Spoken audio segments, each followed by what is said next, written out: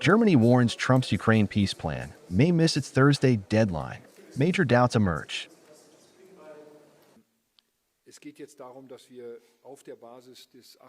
The task now is to use the 28-point plan presented by the U.S. government as a basis for drafting a document that is acceptable to all parties, which will be presented by Ukraine, accepted, and used in negotiations with Russia.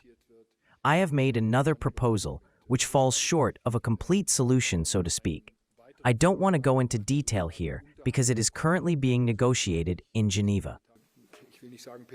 I remain unchanged. Yes, I don't want to say pessimistic, but at the moment I am not yet convinced that the solution desired by President Trump will be reached in the next few days.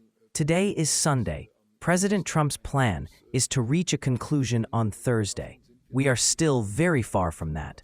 That doesn't mean it's completely impossible to reach, but I am skeptical whether such an outcome is possible given the current differences. But we will have to wait and see. And as far as Ukraine is concerned, there is also a clear signal from us in Germany to China. China is one of the most influential, perhaps the most influential country in relation to Russia. And, of course, this power must also be used to do everything possible to end the war.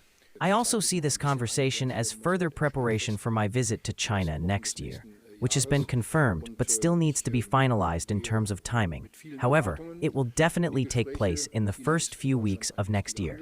And I am going into the talks with high expectations. China is an important trading partner for Germany. China is an important stabilizing force in the world. It has a lot of influence not only in the region but far beyond, including on what we see emerging on the horizon as a global order, so to speak.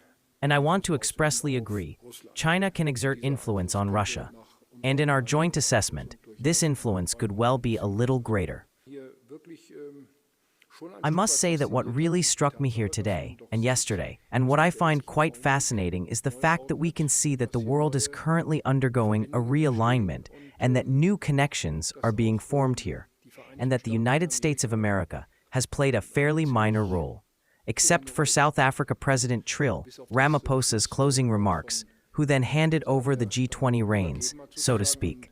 So a lot has happened here, and America was mentioned in passing, but I don't think it was a good decision on the part of the American government to be absent here.